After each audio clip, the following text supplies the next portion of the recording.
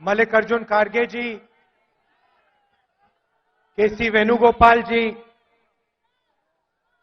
रमेश चन्नीथाला जी, नाना पटोले जी, थोराट जी, विजय वडेट्टीवार जी, रेवंत रेड्डी जी, सुखविंदर सुक्खू जी, Satej Bunty Patil ji, stage पे CWC members, senior नेता, हमारे प्यारे कार्यकर्ता, भाइयों और बहनों, महाराष्ट्र के युवा प्रेस के हमारे मित्रों, आप सबका यहां बहुत बहुत स्वागत, नमस्कार। अंबेडकर जी की कर्मभूमि में आकर आज मुझे बहुत खुशी हो रही है। कांग्रेस का फाउंडेशन डे है और आज हम नागपुर में आपसे बात करने, आपसे मिलने आए हैं। देश में विचारधारा की लड़ाई चल रही है। लोगों को लगता है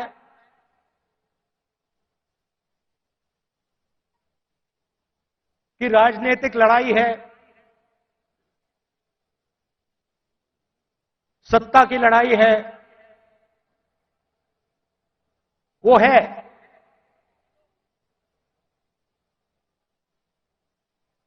मगर इस लड़ाई की नींव जो है वो विचारधारा की है और दो विचारधाराओं की लड़ाई हो रही है। बहुत सारी पार्टियां हैं,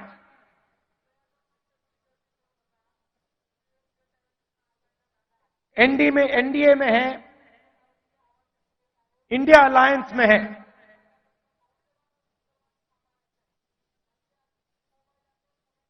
मगर लड़ाई दो विचारधाराओं के बीच में है।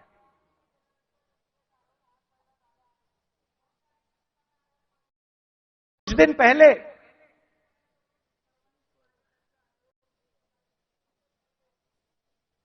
एक बीजेपी का एमपी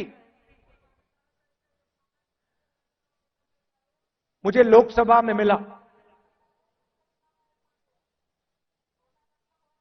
बहुत सारे बीजेपी के एमपी पहले कांग्रेस पार्टी में हुआ करते थे, ये भी कांग्रेस पार्टी में था।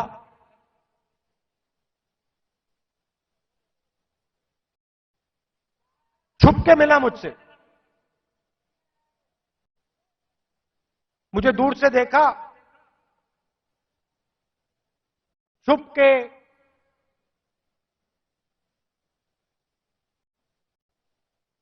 डर से कहता है, राहुल जी आपसे बात करनी है।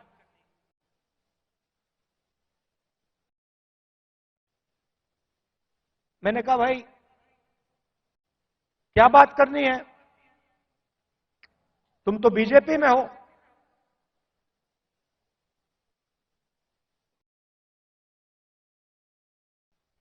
और फिर उसके चेहरे पे थोड़ी सी टेंशन दिख रही थी।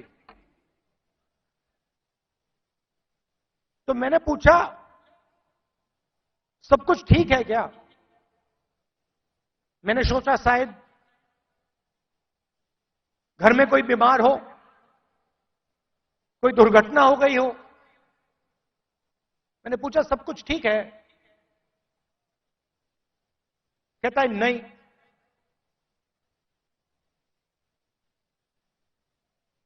क्या हुआ?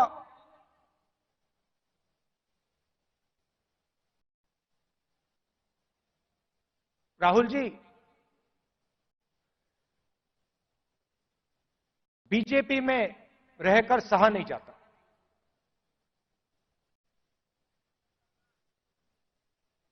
मैं हूं बीजेपी में,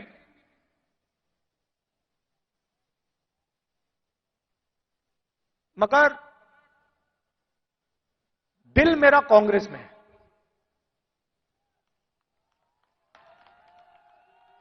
तो मैंने कहा भाई दिल तेरा कांग्रेस में, शरीर आपका बीजेपी में।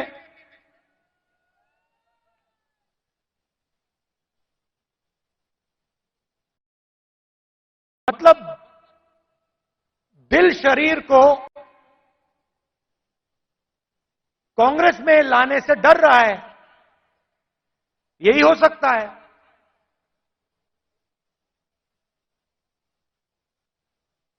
मैंने कहा मन क्यों नहीं बनता वहां? आप एमपी हो,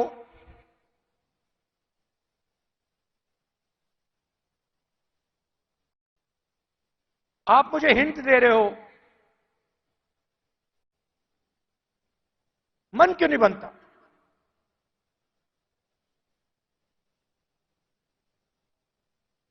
कहता है राहुल जी, बीजेपी में गुलामी चलती है।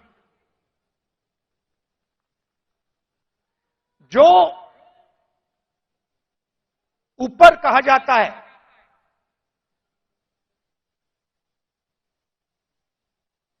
वो बिना सोचे समझे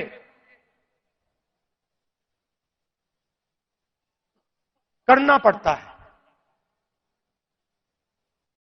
हमारी कोई सुनता नहीं है। ऊपर से ऑर्डर आता है,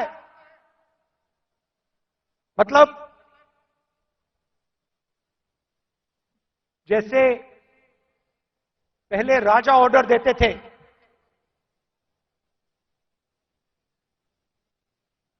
ऊपर से ऑर्डर आता है और उसका पालन करना पड़ता है, अच्छा लगे ना लगे, चॉइस नहीं होती। आपको याद होगा हमारे जो पीसीसी प्रेसिडेंट हैं पटोले जी, ये हैं, इन्होंने प्रधानमंत्री से एक सवाल पूछ लिया था। एक सवाल पूछा था किसानों के बारे में। क्या सवाल था? जीएसटी जो आपने लगाया तो उसमें किसानों का क्या हिस्सा रहेगा? हाँ, तो सिर्फ एक सवाल पूछा। सवाल था जीएसटी जो आपने लगाया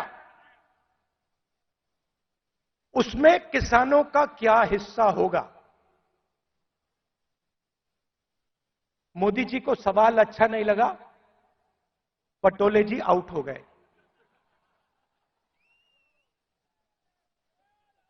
तो उनकी विचारधारा राजाओं की विचारधारा है, किसी की सुननी नहीं।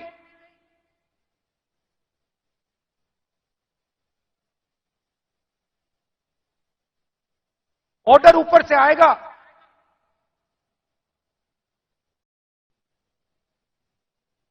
आपको ऑर्डर का पालन करना पड़ेगा।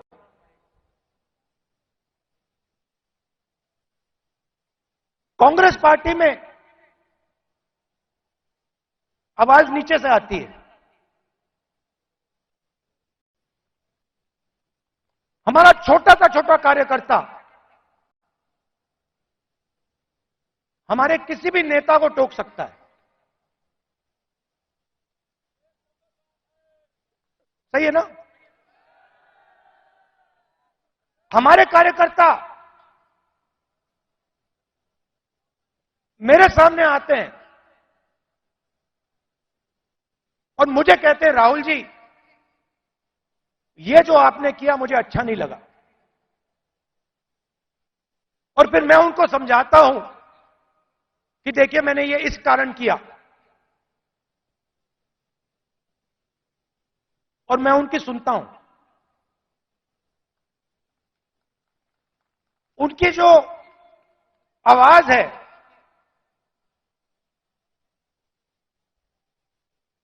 उसका आदर करता हूं, उसका रिस्पेक्ट करता हूं।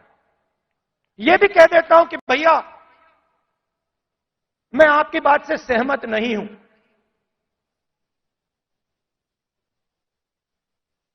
मगर उसकी आवाज सुनता हूं।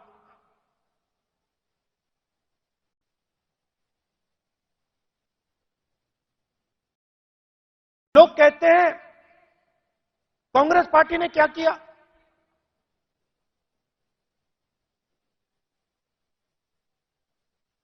आजादी से पहले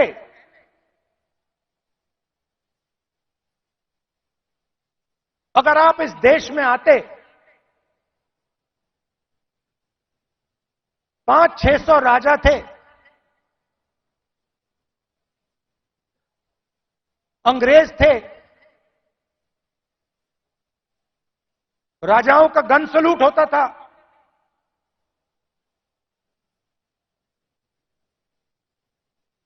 किसी को 19 तोपों का सलूट होता था, किसी को 21 तोपों का सलूट होता था। अगर हिंदुस्तान की जनता को इस देश में कोई अधिकार नहीं था, कोई अधिकार नहीं था।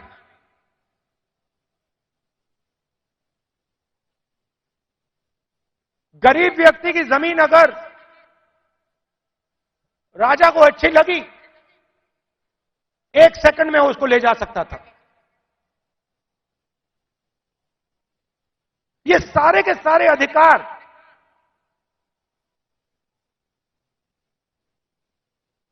जिनकी रक्षा कॉन्स्टिट्यूशन करता है,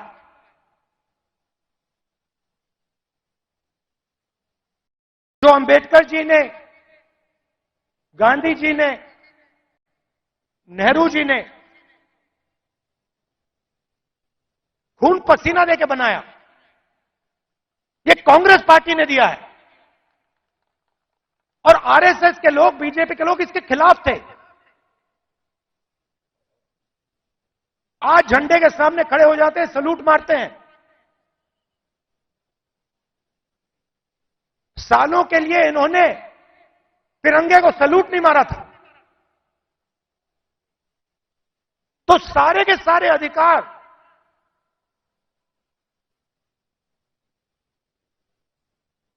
कॉन्स्टिट्यूशन से मिलते हैं।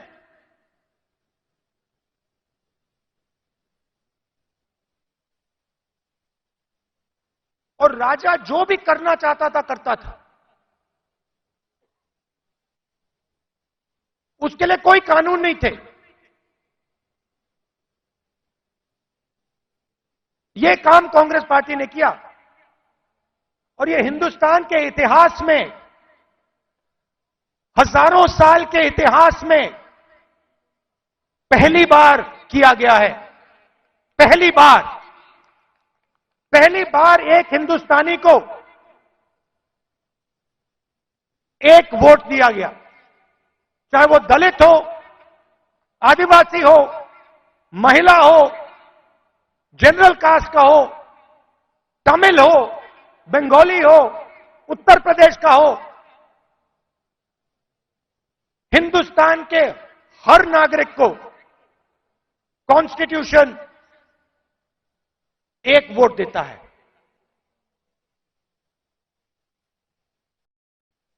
यह कांग्रेस पार्टी ने किया।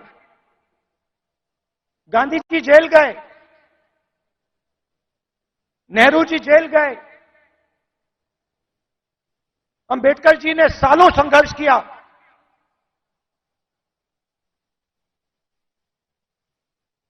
यह कांग्रेस पार्टी ने, अंबेडकर जी ने, सबने मिलकर दिया है। हमारी विचारधारा कहती है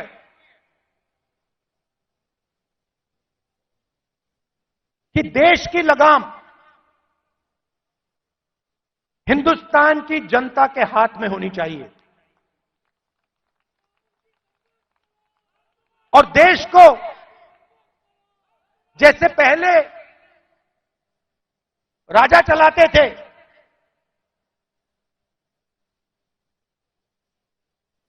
वैसे नहीं चलाया जाना चाहिए।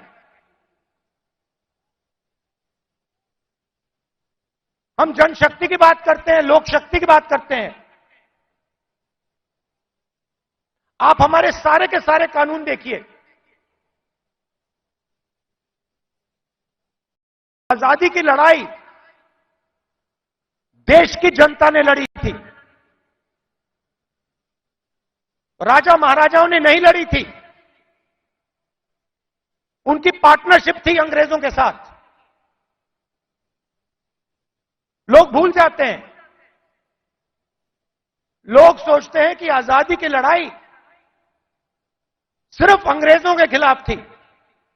नहीं, अंग्रेजों की लड़ाई अंग्रेजों के खिलाफ थी और राजा महाराजाओं के भी खिलाफ थी। यह सच्चाई है। पार्टनरशिप थी। राजाओं महाराजाओं की अंग्रेजों की पार्टनरशिप थी। उसके खिलाफ कांग्रेस पार्टी लड़ी थी। किसके लिए लड़ी थी? गरीब जनता के लिए लड़ी थी। अगर आप यहां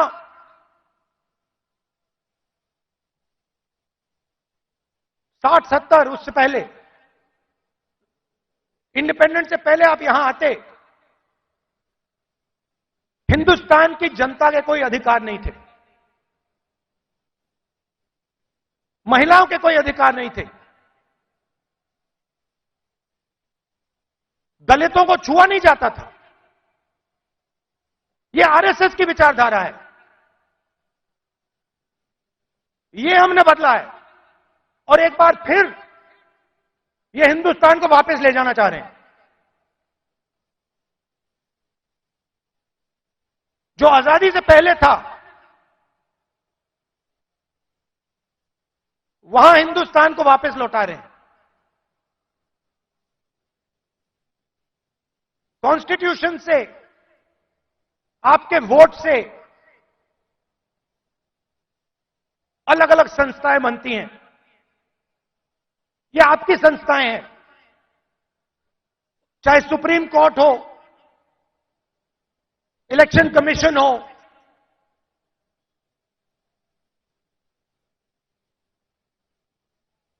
ये आपकी संस्थाएं हैं। सारे के सारे इंस्टीट्यूशंस पर ये कब्जा कर रहे हैं। आप हिंदुस्तान की सारी यूनिवर्सिटी देख लीजिए। सारे के सारे वाइस चांसलर आज एक संगठन के हैं। उनको आता होता कुछ है नहीं, कुछ नहीं आता उनको। हिंदुस्तान के वाइस चांसलर आज मेरिट पे नहीं बनते हैं। हिंदुस्तान के वाइस चांसलर आज अगर एक संगठन में हैं तब बन सकते हैं। तो सारे के सारे जो इंस्टीट्यूशंस हैं जिससे आपकी आवाज की रक्षा होती है,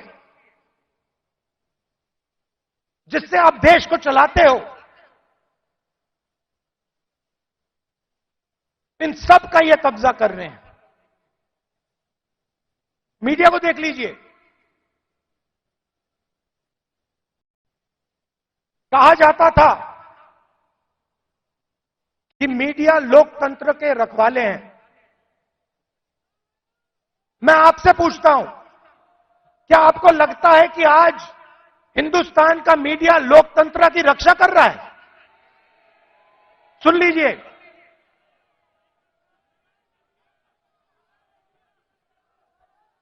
आप इनसे पूछिए, ये आपको बताएंगे कि हमारे दिल में जो है हम नहीं बोल सकते। इनके दिल में क्या है? इनके दिल में वो है जो हिंदुस्तान की जनता के दिल में है, वो नहीं बोल सकते।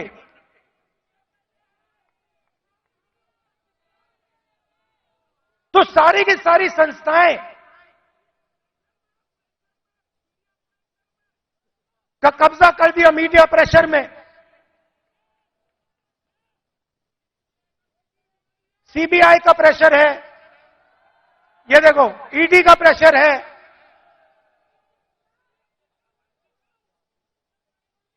तो लड़ाई इस बात की है, हम देश की जनता को देश की शक्ति देना चाहते हैं।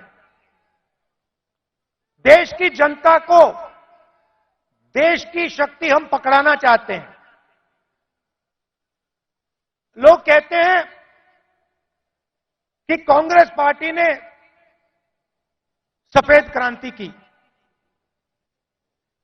हमने सफेद क्रांति में मदद की, मगर सफेद क्रांति को आनंद के महिलाओं ने शुरू की। सफेद क्रांति हिंदुस्तान की नारी शक्ति ने की। हरी क्रांति देश के किसानों ने की। किसानों की शक्ति ने हरी क्रांति की। आईटी रेवोल्यूशन देश के युवाओं ने किया।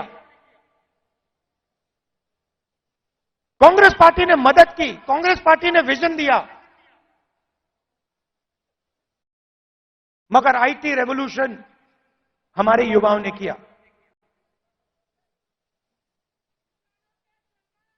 अब मैं आपसे पूछना चाहता हूं कि पिछले 10 साल में नरेंद्र मोदी जी ने कितने लोगों को रोजगार दिया है? 40 साल से सबसे ज्यादा बेरोजगारी आज है। और हिंदुस्तान के युवाओं की जो शक्ति है, करोड़ों युवाओं की जो शक्ति है, वो जाया हो रही है। आजकल हिंदुस्तान का युवा जॉब नहीं करता है। आजकल हिंदुस्तान का युवा 7-8 घंटे मोबाइल फोन पे कभी इंस्टाग्राम देखेगा, कभी फेसबुक देखेगा। ये सच्चाई है हिंदुस्तान की, और उसकी शक्ति जाया हो रही है।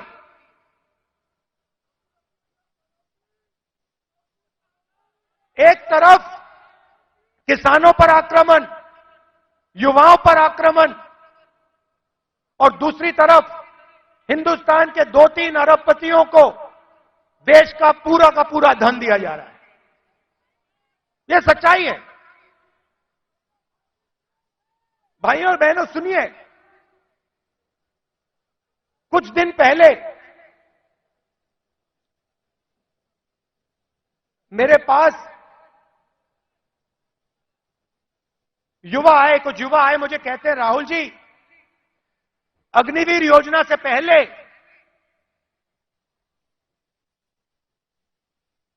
हमें आर्मी में ले लिया गया था।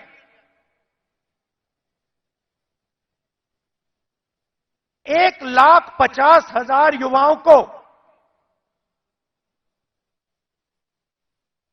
हिंदुस्तान की सेना ने और एयरफोर्स ने एक्सेप्ट कर लिया था। उन्होंने फिजिकल टेस्ट पास कर दिया और एक्सेप्टेंस उनको मिल गई। 1,50,000 युवा।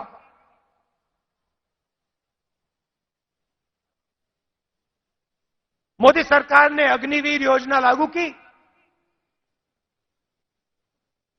और 1,50,000 युवाओं को उन्होंने आर्मी में, एयरफोर्स में नहीं आने दिया।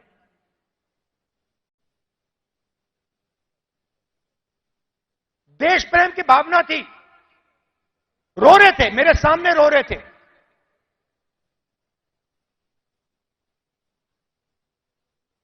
आंसू आ रहे थे, कह रहे थे सरकार ने हमारी जिंदगी बर्बाद कर दी है, जिंदगी खत्म कर दी, हमारा मजाक उड़ाया जाता है। गांव में हमें झूठे सैनिक कहा जाता है। इतनी भी इज्जत नहीं रखी। उनको अग्निवीर योजना में भी नहीं आने दिया।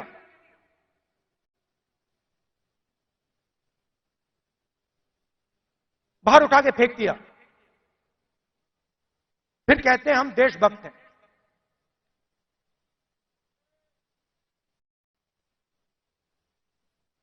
इससे देश का फायदा नहीं होने वाला।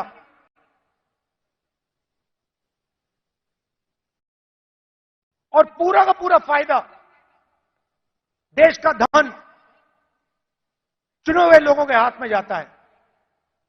मैंने पार्लियामेंट में सवाल पूछा, बीजेपी के लोगों से पूछा, हिंदुस्तान को 90 लोग चलाते हैं, आईएएस के अफसर हैं, पूरे बजट को बांटते हैं। मैंने पार्लियामेंट में पूछा कि इनमें से ओबीसी कितने हैं, दलित कितने हैं, आदिवासी कितने हैं। बीजेपी के लोग चुप हो गए। ओबीसी की कम से कम 50% आबादी है, दलितों की 15% आबादी है, आदिवासियों की तकरीबन 12% आबादी है।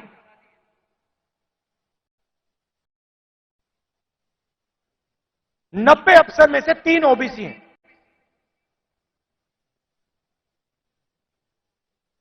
कैसी ओबीसी सरकार चल रही है? उनको कोने में बैठा देते हैं, छोटे छोटे डिपार्टमेंट पकड़ा देते हैं,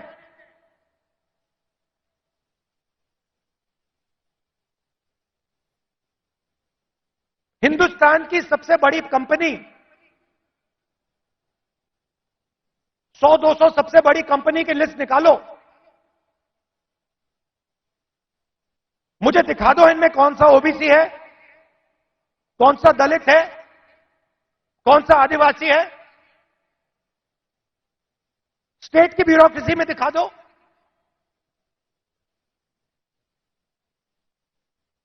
आबादी आपकी 50%,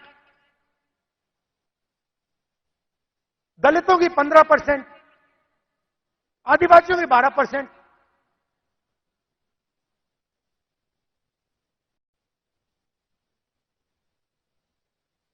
और भागीदारी आपकी कहीं भी नहीं।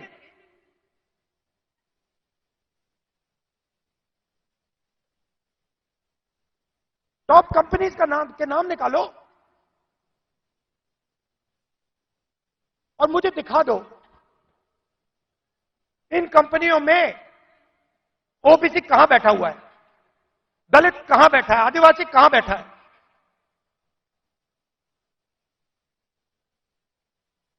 और ये सिर्फ मैं आईएएस की बात नहीं कर रहा हूं, हर फील्ड में यह हालत है।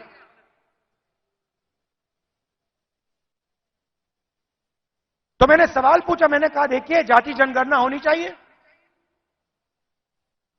देश को पता लगना चाहिए कि इस देश में ओबीसी कितने हैं। उसके बाद नरेंद्र मोदी जी के भाषण बदल जाते हैं। पहले अपने आप को ओबीसी कहते थे, मेरे भाषण के बाद कहते हैं हिंदुस्तान में तो सिर्फ एक जात है, वो भी गरीब। अगर हिंदुस्तान में सिर्फ एक जात तो आप ओबीसी कैसे बन गए?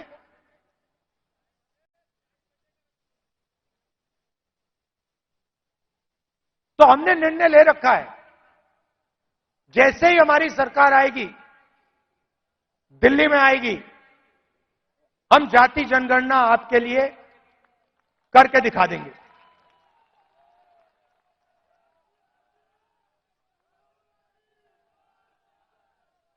और देखिए, जो मैंने शुरुआत में कहा, यह विचारधारा की लड़ाई है। करोड़ों लोगों को बीजेपी की सरकार ने गरीबी में फिर से धकेल दिया है। जो काम हमने भोजन के अधिकार से, मनरेगा की मदद से किया, वो सब खत्म कर दिया इन लोगों ने। और हमें दो हिंदुस्तान नहीं चाहिए। एक हिंदुस्तान अरबपतियों का, मीडिया वालों का, सेलफोन वालों का, सपने का, उसमें कोई सच्चाई नहीं है।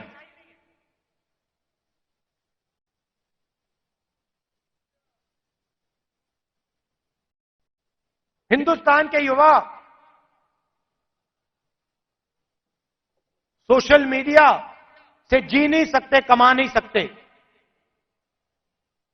हिंदुस्तान के युवाओं को रोजगार की जरूरत है। यह काम नरेंद्र मोदी जी और एनडीए की सरकार नहीं कर सकती। यह काम सिर्फ इंडिया अलायंस कर सकता है, क्योंकि इस काम को करने के लिए हिंदुस्तान की जनता की आवाज को सुनना होगा, नफरत मिटानी होगी और इस देश को एक कर जोड़कर आगे जाना पड़ेगा। कन्याकुमारी से कश्मीर हम चले, 4000 किलोमीटर चले,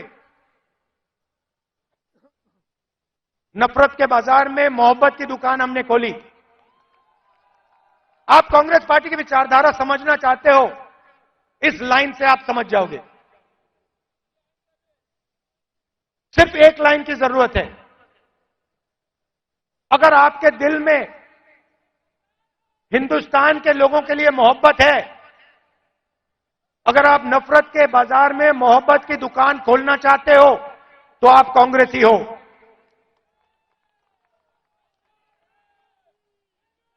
मैं कांग्रेस पार्टी के कार्यकर्ताओं से आखिरी बात बोलना चाहता हूं। देखिए, ये जो पार्टी है, और महाराष्ट्र के कार्यकर्ताओं से खासतौर से बोलना चाहता हूं, क्योंकि आप स्पेशल हो। मैं महाराष्ट्र में चला, मैं जब भारत जोड़ो यात्रा में चल रहा था, जैसे ही मैं महाराष्ट्र के अंदर आया, मैंने सोचा कि देखो, ये कांग्रेस की जमीन है, ये कांग्रेसियों की जमीन है। इस जमीन में लोगों को कांग्रेस की विचारधारा बिना समझाए समझ आ जाती है। और अगर हमारी लड़ाई शुरू हुई तो महाराष्ट्र से हुई थी, इसलिए हम यहां नागपुर में आए हैं आपसे बात करने। तो आप बब्बर शेर हो, आपको किसी से नहीं डरना। आप नहीं डरते हो, आप बब्बर शेर हो, और आपकी विचारधारा की लड़ाई है, आपके दिल की लड़ाई है। और आप और हम मिलकर, आप और हम मिलकर महाराष्ट्र में और पूरे हिंदुस्तान में चुनाव जीतने जा रहे हैं। आप सबका दिल से बहुत बहुत धन्यवाद। नमस्कार, जय हिंद।